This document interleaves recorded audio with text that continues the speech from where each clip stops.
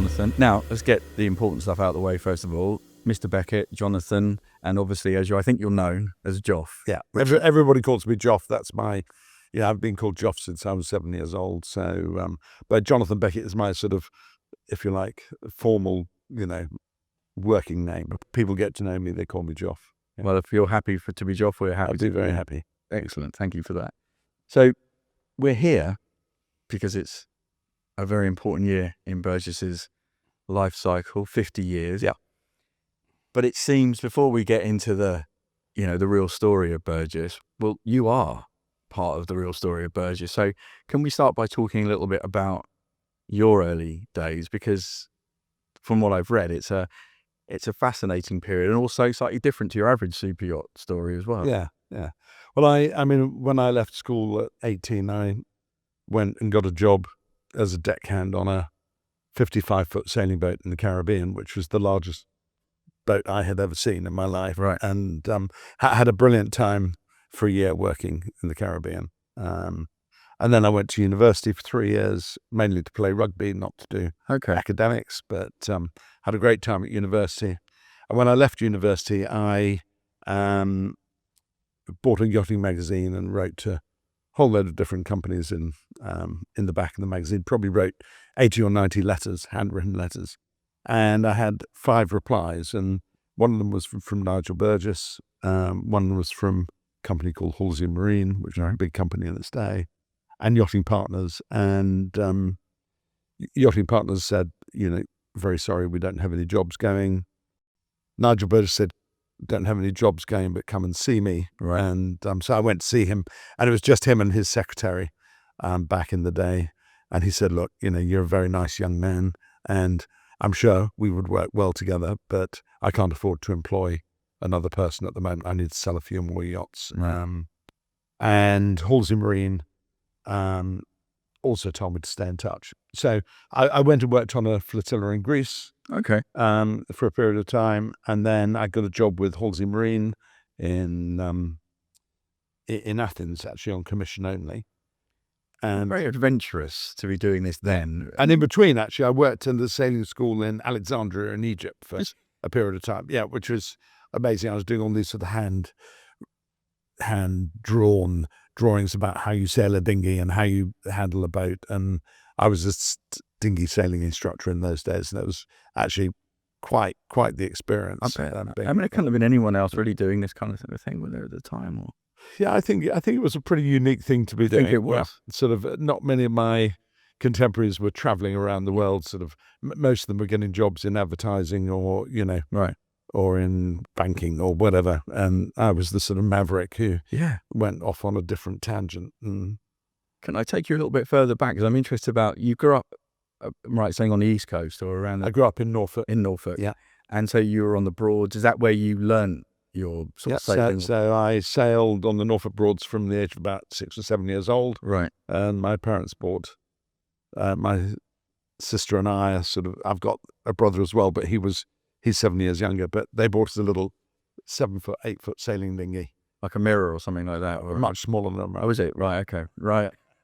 Mirror. And I capsized it the first time I went out. So yes. They then decided I'd better go off and get some sailing lessons and send me off to a sailing school at about 7, 8, 9 years old, and I started learning how to sail and loved it. And then we got a 12-foot dinghy, and then it all grew from there. Then I raced dinghies throughout my whole sort of boyhood. Did I hear that you'd said before that certainly before maybe the Caribbean trip that you thought, well, this is it, I'll be working on the Norfolk Broads? Yeah, absolutely. Yeah, I mean, I thought I'd be sailing my dinghy on the Norfolk Broads, and there'd be a 25-foot sailing cruiser coming past. You think, one day I might get to sail on that. Right. And wouldn't that be incredible? Yeah. And, I still love the Norfolk Broads. I still take my young family on holiday on the Broads. We'll rent a boat and we'll go gunk holing. You still do that now? Yeah. Fantastic. I've been on the Broads, only the once. I wrote up an article about it at the time, and it's unique, right, as a place. I mean, it's incredible. You've got to know where to go. I was going to say, I got lost multiple times. Yeah. And, it's some lovely, lovely places to go, and there's also some pretty awful places to go. But if you know where to go, it's quite special. And yes, that's where I did all my early boating. Yeah. And I worked in a sailing school on the Norfolk Broads. And my idea was to go and work in a sailing school in Spain for a year. Right. And the guy who was a sailing instructor had just come back from the Caribbean working on yachts. He said, "You don't want to go to Spain. You want to go and work on a yacht in the Caribbean. It's incredible." Right. And so I got on a plane and flew out to Antigua and walked the docks. And So you didn't have a yacht to go to, you No. just went out? Yeah. Right. And I got this job on this 55-foot Sparkman & Stevens Ketch, incredible Amazing. boat at the time. Yeah. And And very different to where you'd come from. I mean, culturally and... of course, in those days, there was no mobile phone or email or... so I think I spoke to my parents twice in 12 months and, wrote a couple of letters, and that was it. Yeah. That was the only contact I had. It's very adventurous. Yeah. Yeah. So, as you were saying before, you're now in Athens, and when you're not obviously drawing pictures to illustrate how to sail in Alexandria, which I'd love to talk more about, but how did that go? How did Athens? Athens didn't go terribly well. I was a yacht broker on commission only. Tough. And it was tough. And the sort of person I was reported to, Harry Zallis, was sort of more interested in archaeology than he was in yachts. So he only spent about 50% of his time on yachting, and it was all sort of down to me. And I walked the docks. I didn't know the difference between a Bonetti or a Fedship or a boat built in Yugoslavia. Right. And I had to learn that myself, just purely walking the docks and knocking on the stern of every boat. And I'd sit in Zaya Marina and see these big yachts in Zaya Marina and think, one day I might get to go on board one of those boats. Yeah. And, they were 180 feet and, beyond, what I could ever dream. Well, it would have been, I think. So when are we talking? What sort of period of time So that would have been 1980. Yeah. I'm thinking about, looking back to how the south coast of, like, the Solent might have looked in 1980, and 30 foot was a big boat, wasn't it? Yeah, absolutely. Yeah. Yeah, absolutely. So you were walking around monsters at 150. And, I got one deal going and the deal fell apart and I had no money. So, I had, I'd been left £2,000 by the great uncle. No. And that was what I was sort of living off there. And I didn't have enough money to go out to eat. I didn't have a car. Never went to an island in a year that I was living in Greece. It was just, as you say, walking the docks. Walking the docks and focusing on. And I'd stayed in touch with Nigel. And then one day, this letter arrived in our little studio apartment. It had a Monaco stamp on it. Huh? And it was a letter from Nigel saying, "I'm coming to Athens in 3 weeks' time.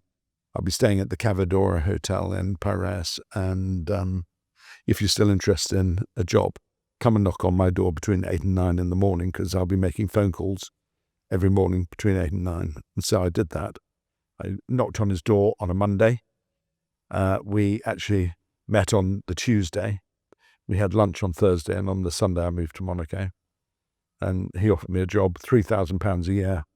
And I thought I'd died and gone to heaven. And And the strap line in the company in those days was specialist singular. Yeah. In the sale, purchase and charter of large yachts. And by large, he meant over 50 feet. Yes, absolutely. And that, and I admired that. And he was a very particular man. He was a very correct man, very correct individual. And well, I was going to say, for people who don't know, maybe it's a good time to talk a little bit about the man, and his legacy, and perhaps, and obviously the effect that he had on you and your career as well. My job was just assisting. So my job was cutting photographs out of magazines, making the coffee, cleaning the car. Every Thursday, going around in the car, taking photographs of boats in the marinas, making lists of the yachts in the marinas. Around the whole of the south of France? Around the whole of the south of France, yeah. And, when he was out and about, my job was, because there were no mobile phones, he would go to a payphone to call a client about a deal, and I'd have a bag of coins, and I'd be hiding and putting the coins in the payphone, as the calls were. Incredible. I mean, I know we're doing a podcast today. It feels like there's a film in there as well someday. Yeah, it was a great relationship that I had with Nigel. He was very much a mentor to me. Yeah. He was very, very precise in all his dealings, and if you got something wrong, he'd really rap you over the knuckles and tell you got it wrong. Right. There was only one way to do it, and it was his way, right down to you're not allowed to use a blue biro or a pencil in the office. Not allowed to write on the reverse side of a piece of paper. Yeah. Everything had to be approximate or about, never precise numbers. And I learned so much from him. Yeah. And huge respect for him. And it was just the two of you? Just two of us plus a secretary who joined before me. And she stayed with the company for 42 years. Wow. And she became the office manager in Monaco. Really? And she retired about 6 years ago. And her daughter works for us today. So that's the sort of company we are. Yeah, I think that speaks volumes. Yeah. Wonderful thing. So there you go. You've got the full force of Nigel Burgess. Yeah. How long was it just the two of you? How long was it? Just the two of us, it was probably 4 or 5 years. Right. I moved back to London in 83 or 84.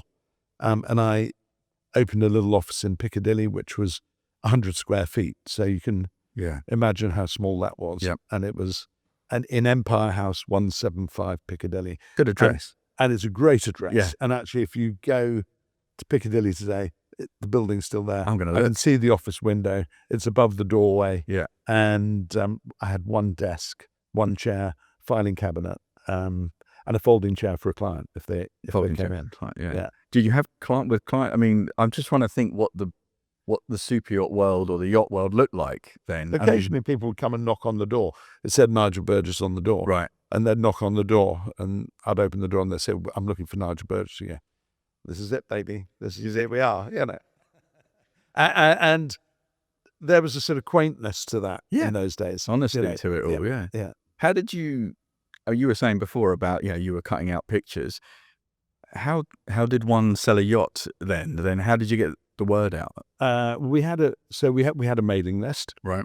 And the mailing list, there was no word processors or anything like that in those days. So the mailing list was on a A4 sheet of paper with a grid. Yeah. And every time you got a new name and address, you'd just add it onto the bottom of the Right. So it was in no alphabetical order. You just kept adding names. And I think when I joined Nigel, there was probably 130 names. And my job was to, trawl through the financial papers or, if you pick up a name, you research it, try and find out, where they live or where their office is and add them to the bottom. And then we'd sort of write to them and send a few details of boats and occasionally you'd sort of strike lucky. Yeah. But there's a lot of legwork, was there? I mean, so you're based in London now, but but the yachts obviously are going to be largely on the south of France. Yeah. So was a lot of travelling? Or So there was a lot of travel, and we couldn't afford really to travel very much. No, I was going to say, and also it's a different world then as well, right? It was a different world. Yeah. And we had a client who, actually we were both in Monaco, we had a client who phoned up about a Fed ship that was for sale in Holland. And it was a Swiss client and he wanted to go and look at it the following day. Right. And we looked in the bank account and there wasn't enough money to buy an air ticket. So we got in our Peugeot 504 and drove to Holland overnight. We left Monaco at 3 and got to Amsterdam about 7 in the morning, picked the client up, showed him the boat, and then we drove home again. Right. Yeah. That's some serious work there for one viewing. But that's how it was. It was real sort of hand-to-hand living in those days. So there you are, yourself and Nigel, learning and, I think, what is quite a pioneering market. I mean, it doesn't bear any relation probably to what we think of today as the yacht market. What did the market look like then in terms of yachts, available yachts, the size of yachts? I mean, when I joined Nigel, we were selling large yachts. And by large yachts, it was really anything with a crew. Okay. So 50, 55 feet upwards was where we were starting. Yeah. And we had a book. There was no computers. We had a book with cards in. Right. And the cards would move from the dead book to the live book, which means they're for sale. There may be a duplicate charter book. Okay. And you'd handwrite, the name of the boat, the location of the boat, the price, and where the information came from. And every time you got a new yacht for sale, you'd take it out of the dead book, you have to move all the cards around in the live to sort of, and that was, that was our data. Yeah. And it was accurate data. Yeah, I'm sure it was. And we kept it meticulously up to date. So if I were to come and knock on your door back in the sort of mid-80s or wherever we are now, how many yachts would be on the market at that period of time? I mean, I would say there were only 200 or 300 yachts that we were interested in. Right. In those days, very few, and we couldn't cover the whole American market. No. So, and there weren't very many big yachts in America. They were American style yachts like Browards and Bertrams and Bertrams, and so it was very much a sort of Mediterranean based market. And of those 200 or 300, only a certain number that would actually be available or seriously for sale. Yeah, or 150 and you knew every single yacht. Yes. And that was, you'd see it on, coming into the port, and that's Albacore or that's Barina, or because they all look different. Yes. Today, of course, you've got all this serious yacht building, and it's very difficult to tell. Yeah. You can tell it's a Benetti, but you can't really tell which Benetti it is. Yeah. Whereas in those days, every yacht was distinctive, and every yacht told a great story. I'm sure it did. Yeah. Because they were pioneering in themselves. Yes, they were. Absolutely. Could you get access, or would you go and knock on the side of the boat and say who you were? We'd go and knock on the side of the boat, and and it was a very uncollaborative market in those days. So I can remember driving into the port of Antibes. They hadn't built the new section. It was the old port where the largest yacht in there was probably 40 meters. Right. But that was a big yacht, and it's very big. And Nigel would suddenly say, "Duck, duck," and so we'd hide because there was another yacht broker from another company walking past, and you didn't want him to see you or know what you were doing. Whereas today it's much more collaborative. Is it? Between the companies? Yeah, which is a good thing. Yeah. Although one would imagine that clients are that's still, I guess, the number one thing. Protecting a relationship with the client is 100%. still sacrosanct. Yeah. Like, so this is all about, I always say, it's got nothing to do with yachts. It's all about relationships and building the relationship with the client and the trust. And it just so happens we're selling yachts, but we could be selling something else. But the relationship with the client is what's key. Yeah. I think it would be good to carry on that tack, actually, because reading about you and looking, that does seem to be the effort and energy that you put into your client relationships. There are some quite famous examples, I think, of that, but also the day-to-day reputation that you built up for the respect you give and the effort you put into your client relationships. Yeah. I mean, that's the way I've built my book of clients and how I try to sort of mentor our younger, brokers and charter brokers to work their clients. It's, if you haven't met the client, it's very difficult to have a relationship. Yes. You can even meet on a Teams call, but it's not the same as, actually sort of turning up and building that relationship face to face. And that comes from those early years as well, I would imagine, where there's very few clients out there, very few yachts. Yeah. So this face to face, albeit with tremendous effort, driving across Europe and what have you. But that is the way you cut your teeth in this industry. It is. And, that's, I think I learned from the very, very early days when, we had an English client, Harry Goodman, who owned a company called Intersun. It was a travel company. Right. And he chartered a 42-meter boat from us about 5 times. Right. And then he wanted to buy it, and he did buy it, and he paid $7.5 million for it, which was a huge deal in its day. Yeah. And I was probably 26 years old, 27 years old. Incredible pressure. Yeah. Surely. Yeah. I mean, great pressure. When I joined Nigel, the whole company cost £100,000 a year to run. And he was saying, that's a lot of money you've got to make. When I moved back to London, he said to me, this office, including your salary, all the advertising, the rent, insurance, travel, it's £36,000 a year. You've got to make £36,000 a year to keep this sort of ship afloat. And I did, and I didn't. And we, and we went through this terrible period where we owed everybody lots of money and we didn't have any money and we owed hundreds of thousands. Wow. And because they were just difficult. Difficult periods of time, and run of bad luck as well. But difficult marketplace. Yeah. And I remortgaged my house 3 or 4 times. Wow. and sold the car. I mean, it was really sort of, Yeah. and you get up in the morning thinking, this is all going to go really badly wrong. And then suddenly, it's like London buses, 3 come along at once. And And that was you're back in Harry the game. Goodman. Yeah. That was Harry Goodman. Yeah, one of Harry those. Goodman. Yeah. So you're celebrating 50 years. Yeah. I know in the past that you have mentioned certain sailing boats. You're obviously a keen sailor yourself. And I know some notable ones that fall into some of your favourites. We thought 50 years of Burgess. Yes. We could start to match seminal yachts to those decades. So you could think about yachts that have shaped those decades. And I think there are yachts, aren't there, that really stand out in that period. I don't know, more so, less so now, but if we were to take you back to the 80s, can you think of a yacht that represents that period, be it for you or indeed I for think design? in the 1980s it would be Nabila, which we sold in 1987. It was built in 1980. We sold it in 1987 to Donald Trump. But in its day, it was absolutely something. And it was... Was she quick? Was she quite quick as well? No, 16, 17 knots. Oh, okay. Yeah.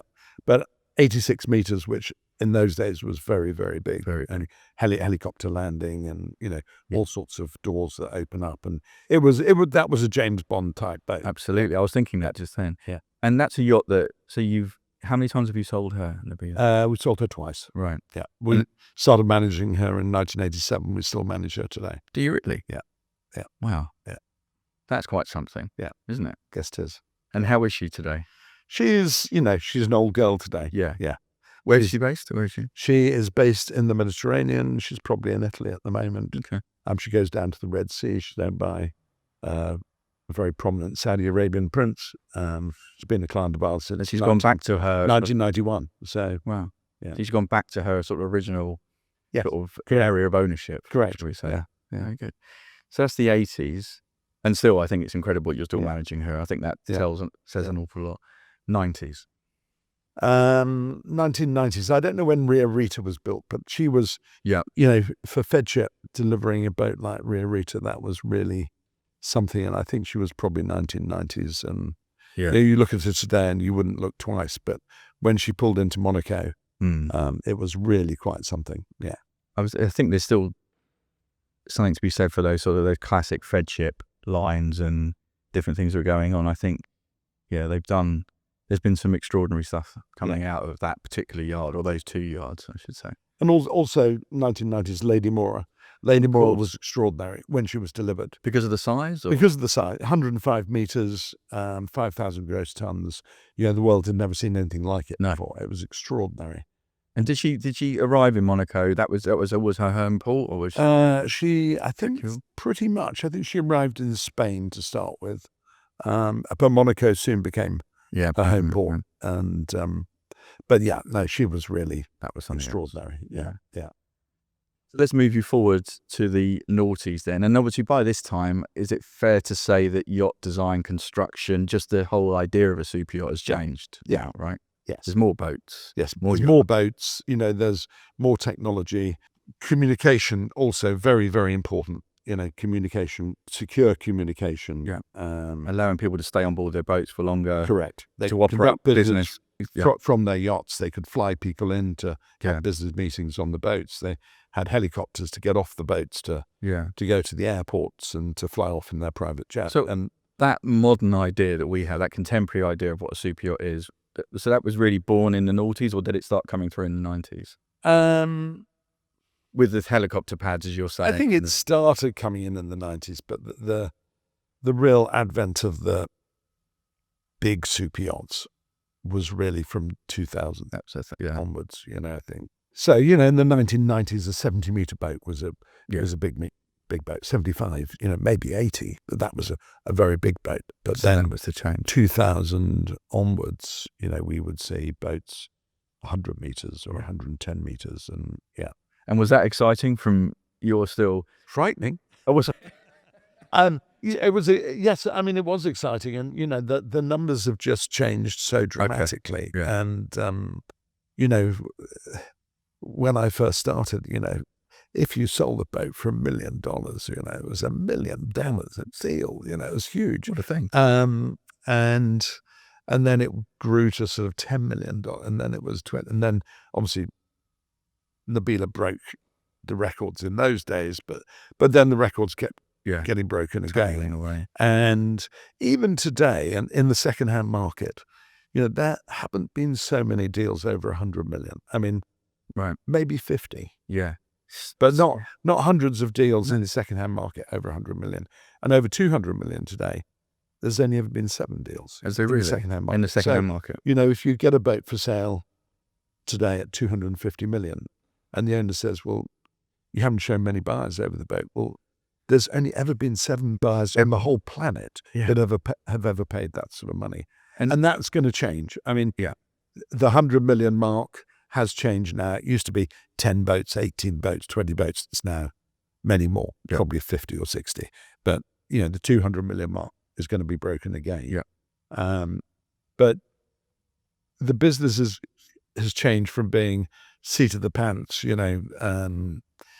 happy-go-lucky to a really serious business and serious money. And, you have to, work really hard to make these deals happen. I'd like to ask you more of that, but I'm not going to let you off the hook here, Joff. I want you to give, but I think because of, as you said, there were a lot more yachts around and design had developed. So I'd like 2 yachts, maybe one sail, one power, that represent the noughties for you, that period. Yeah. I would say from a powerboat point of view, Corinthia 7. Okay.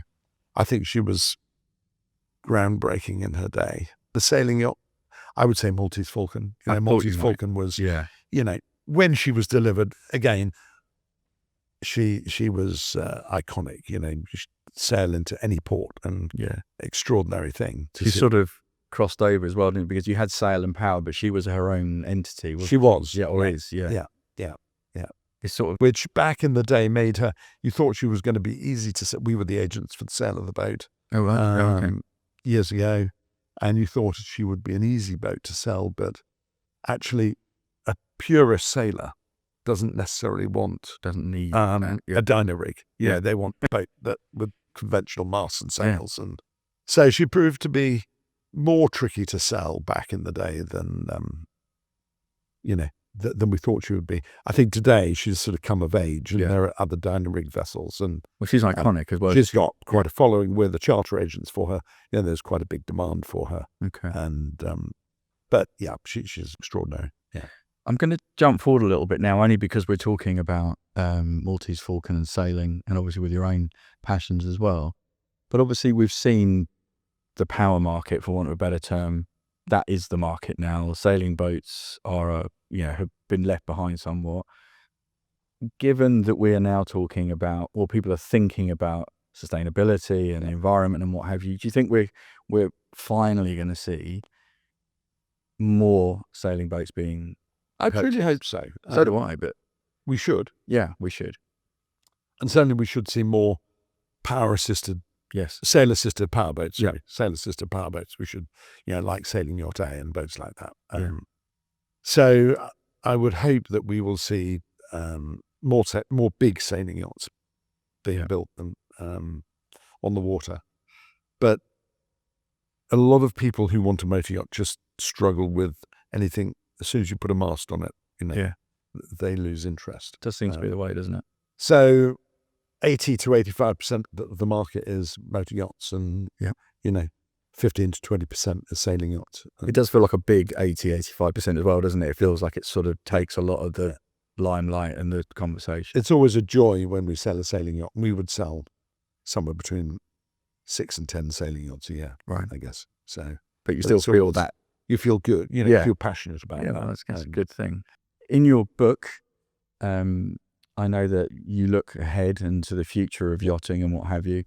We'll come back and talk about the business a little more, but where do you see, I think in there you talk about fuels, about the fact that as fossil fuels fall away as being viable, that we'll actually see yachts with less range. Yes.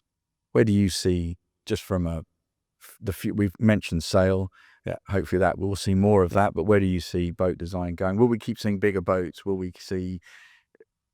I think we'll see, I think boats have reached a certain size, and, we haven't seen the 200-meter motor yacht yet, but I'm sure we will. Okay. And maybe even bigger, 220 or 230. But I don't think we'll see many of them. There may be one of them or two of them, but it's not going to become a new market. Where No. the 85, 90 meter boat 20 years ago was pretty unique space.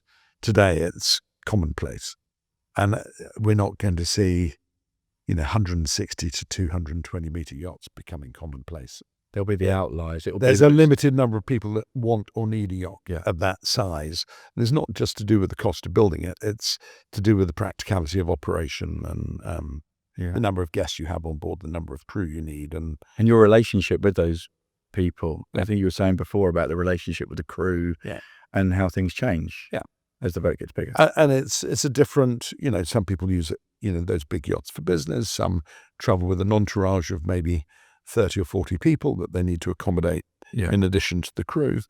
And you're a sheikh or you're an oligarch or you're, maybe a business magnate.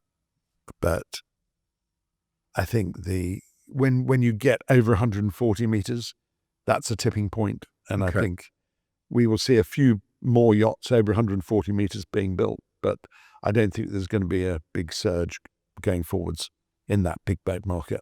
I think 80 to 125 meters. That's what we'll see. A very active market. Yeah. And in terms of, everybody wants to be more environmentally friendly. So, whether it's hybrid or whether it's methanol, recycling of heat, not using teak anymore, using substitute for teak. And we're working very hard as a company with our technical team and with the shipyards to try to create a much more environmentally friendly yacht today than has ever been built before. So much has clearly happened both at Burgess and within the industry, but Burgess today is a very different beast to the one that we looked at back in the 90s. Yes. Albeit, no doubt, with the same principles and drive, those same things driving you. But were there seminal moments within that, as in, you said opening an office in America, for instance? Did that feel important? Yeah, that felt important, I think, back in the day where, we opened an office firstly in Fort Lauderdale in the 90s, and that was a big move for us. And we could sense that the American market was coming. Yeah. From the late 80s. In the early 80s, you didn't see any Americans cruising in the Mediterranean. They cruised domestically in the United States and in the Caribbean. And as boats got bigger and they had a transatlantic range, Of course. Americans started buying bigger boats. And I remember the McCaw family were one of the few American clients. And they bought a 145-foot motor yacht. And came across to the Mediterranean. And this was pioneering. In the 80s, late 80s, and now most Americans with big yachts the Mediterranean is their number one cruising ground. Caribbean is the number 2 cruising ground. So that's changed a lot, and we were lucky that we sort of foresaw that. We opened our office in Fort Lauderdale, and then we opened in New York. We moved Fort Lauderdale down to Miami, and then we opened in Beverly Hills. So we have 3 offices in the States at the moment, and we're looking at opening 1 or 2 more offices in the next 24 months. Because the American market is hugely important now, isn't it? It really is. It's a really big market. I mean, there's obviously no Russians in the market now, and the American market is huge. It's 45% of the yachting business at the moment. So and that's one of the reasons I'm going out to try to grow our American. We've got 3 offices at the moment. We're going to open 1 or 2 more and grow our presence and employ a few more good, dynamic young people over there who can, look after the business for the next 10 to 20 years. Yeah, that's the plan. Yeah. How big is the Burgess family today? Burgess family is we're just shy of 300 people. Are you? Yeah. So you are the biggest. You must be the biggest and most sort of. We are the biggest, and I don't know that biggest is best. And fair enough. We've tried not to sort of grow.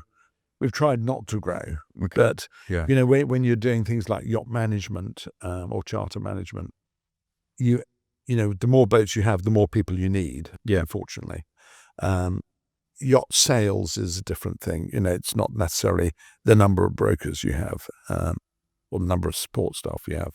It's more to do with the contacts and the contact with those clients. But yacht management, looking after people's yachts for them, I mean, that's everything, right? I mean, only it's easy. I would say probably no doubt the most stressful, but it requires the most expertise. It does. Yeah. And it is 24/7. Yeah. And it's relentless. Yeah. And it's everything from safety, security, passage planning, looking after the money, looking after the crew. Yeah. And it's a very, very big job. And it requires people. It right? does. It does. So we've grown a lot. I would like to say I know every person personally. I almost do. Yeah. And and that's a great thing. And I know them, and I know a lot of their families, and Yeah. and for me, that's a lot of the pleasure of the business. And that's continued not only, as you were saying before, about the fact that you have yachts under management that you have been involved with for a long time, which I think, says it all, but also people that have been with you on this journey. Yeah. For that period Could of time. never get rid of them. You tried. No. But we're very much like a family, and even people who were with us for a lot, they might have stayed with us 18 years or 20 years, but they're still very much part of our family, part of the journey. Yeah. And I'm still in touch with all of them, and they might come to some of our events. But we've got lots of great people who've been with us a long time and have a lot of experience. Some of them are getting older, like me, but we've got a lot of great young people who are in their 20s, 30s, or maybe early 40s, who've been with us 10, 15, or even 20 years.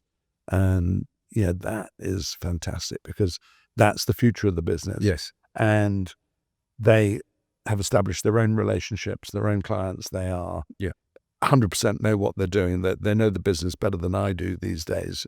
And that's the future. And we created this, the Burgess partnership, which you've probably heard of, and we have put a certain percentage of the business into a partnership scheme, and we have 25 or 30 partners in the business, a lot of them young and dynamic, and it's great to see these young people taking responsibility and taking ownership and making the right decisions going forwards. It seems, I think you've been quite modest in terms of Burgess's part in how the industry has developed. As you said, the foresight perhaps of looking at where things are happening, and you've been there every step of the way as the industry has evolved and developed and undoubtedly got better. It's got bigger, and we say more frightening in parts, but it's much more professional and much more regulated now than it ever was, and that's got to be a good thing. Yes, absolutely. But where then, as the person who's been involved in that development and that improvement, where do you see Burgess? I won't say in the next 50 years, that might be slightly unfair, but how do you see Burgess evolving, and indeed the industry evolving over the next however many decades? The industry is here to stay. Right. There's no doubt about that. The industry is not going to suddenly disappear. Right. All these boats have been built, and they've all got to be maintained and crewed and chartered and insured, and there'll be many more yachts coming. Yeah. The size of the fleet could double in the next 20 years. Really? Yeah. So there is an incremental increase in the number of yachts being built. Ultimately, there is. Yeah. From 35 meters upwards, let's say. So I think that's exciting. Yep. I think the way we do business will change quite dramatically, and there's going to be a big shift, and it's ripe for disruption in the right way, and the disruption that will benefit owners and buyers and charterers. But we've done business the same way. The industry has done business the same way for 45, 50 years, and it is ripe for disruption. And in the form of more people coming into the business, I think, offering services. Yeah, the way that we do business, the way we cooperate with other agents, the way commissions are paid, the way, and I think that's exciting. We've got to sort of, it's got to be something that benefits the clients, be they owners, charterers, or buyers. It's got to be something that benefits us as a business. And I don't think we will lose. I hope we don't lose the cooperation with all the other Mm-hmm. brokers around the world, because it's a good community. But I just think the way we cooperate together will change, and Right. people have got to be sort of embrace the change. So it's going to be an exciting next couple of decades then. Yeah, and I always say to one of my sort of favorite lines is, the first 50 years, and this is the first 50 years, and where are we today as a business, Burgess business? Yeah, I really feel we've reached the start line. Okay. And it's taken us a long time to build the business, to become established, to create the offices, to get the number of staff in who have great experience. Yeah. And we've got a lot of young talent. And I think actually the start line is where we're at. And the next Interesting. 10 to 15 years is going to be, it's all there for the taking. And it's not down to me, but it's down to our guys and girls to really sort of embrace that and to go after it. And although it sounds like you're still very much with this American operation going on, it sounds like you're still very much involved. Well, people ask me when I'm going to retire, and I just don't have an answer for that. And, I hope somebody will tell me when the time is right that I should retire, because I certainly don't want to go beyond my sell-by date. But I still feel I've got a lot to offer to the business, and a lot of mentoring for the younger people. And I've got a lot of ideas. They have a lot of ideas. Yeah. And I think matching the experience with sort of young talent and young ideas is a very strong sort of mix.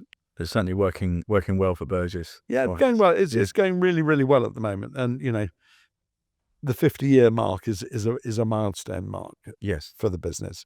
But it's also, as you say, it's the end of the beginning. It's the end of the beginning, and the whole future is there. Yeah. And it's there for the taking. It really is. There's such amazing opportunity for not just for Burgess, but for any company that has the appetite. And it takes a big appetite to sort of, a lot of hard work to go after this next stage of business. But if you have it, then the future is very, very exciting. What an incredible story with many different chapters to it. Thank you very much for sharing your time with us and sharing those experiences, really, and allowing us to get an idea of not only how Burgess has evolved, but also how the industry has changed hugely. Yeah. So thoroughly interesting. Thank you very much. It's been a great pleasure. Thank you. Thank you, Joff.